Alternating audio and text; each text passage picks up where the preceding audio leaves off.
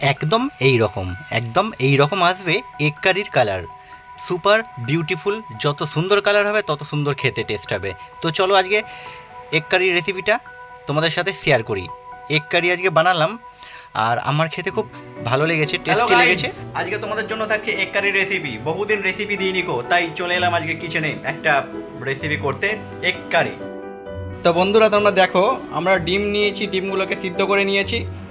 আর এদিকে নিয়েছি টমেটো, ধনেপাতা, পেঁয়াজের কুচি আর কাঁচা লঙ্কা। এই দিয়ে হবে আজকে আমাদের এগ কারি রেসিপি, একটু অন্যরকম স্টাইলে, যেরকম খুশি সেরকম স্টাইল, বানালি টেস্ট, আর কিচ্ছু না।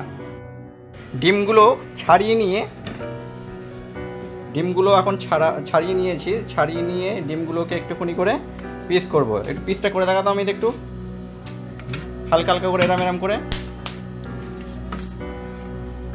না না এটা এরকম দিতে হবে। তোল একটা ডিম তোল, হ্যাঁ এরকম এরকম করে দিতে হবে, যেহেতু নুনটা আর ইয়েটা ঢুকবে। তারপর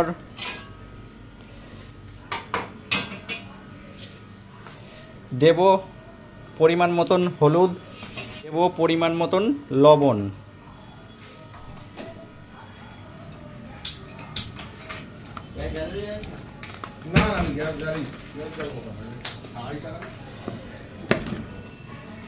ভালো করে মাখিয়ে নিয়ে ডিমগুলোকে ফ্রাই করব, ভেজে নেব।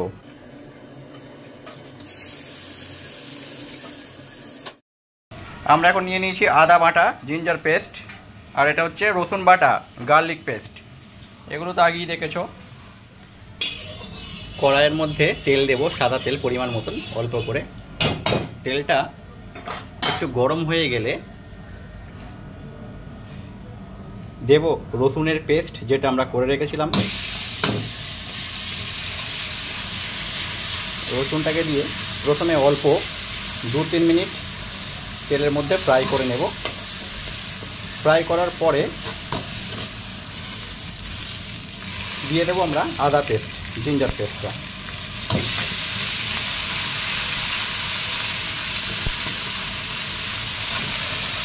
মশলাটাকে একটু ভালো করে নাড়িয়ে নেব। তারপর আমরা দিয়ে দেবো কেটে রাখা পেঁয়াজগুলো।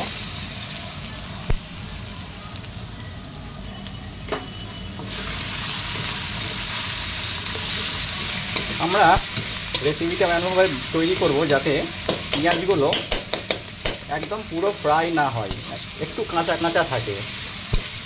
এগ কারিতে একটু কাঁচা কাঁচা পেঁয়াজ থাকলে না মুখের মধ্যে লাগবে এবং খেতেও টেস্ট হবে। একদম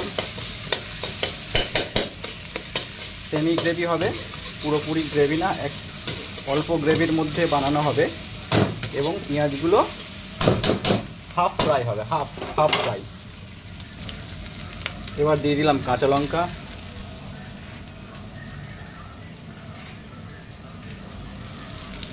এবং টমেটো।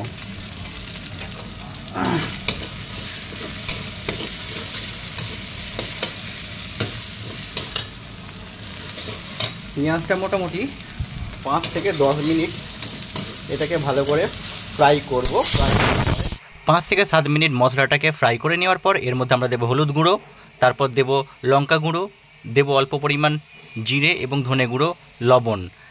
দেওয়ার পর মশলাগুলো একটু কষিয়ে নেওয়ার পর দেব অল্প একদম সামান্য পরিমাণ জল। এবার এই মশলাটাকে খুব ভালোভাবে 10 থেকে 15 মিনিটভাবে কষাবো। আর এর মধ্যে দিয়ে দেবে তোমরা সামান্য পরিমাণ চিনি, কারণ টেস্টটাকে ব্যালেন্স করার জন্য।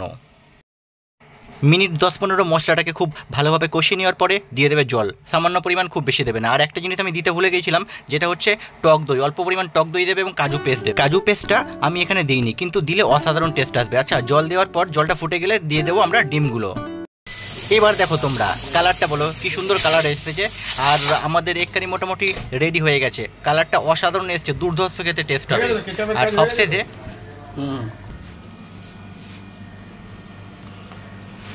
তো এটা দেবো অল্প পরিমাণে কসুরি মেথি।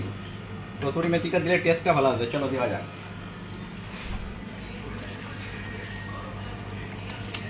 এবার লাস্ট হলো ধনেপাতা। রাজাদা বলছে নাকি ভালো লাগবে দেখতে, দেখা যাক কেমন ভালো লাগে দেখতে। এটা হলো ধনেপাতা। বাস, আমাদের এগ কারি রেডি। তো বন্ধুরা এগ কারি আজকে আমি বানিয়ে ফেললাম, তোমরাও ঠিক বানাও এইভাবে, এই স্টাইলে, দেখবে খেতে খুবই ভালো হবে। যদি না ভালো লাগে তাহলে আমাকে বলো। মনে রাখবে শুধু পেঁয়াজ আর লঙ্কাগুলো যেন একটু কাঁচা কাঁচা থাকে। তো চলো টাটা গাইস, পরের ভিডিওতে আবার বাই বন্ধুরা, সবাই ভালো থেকো তোমরা।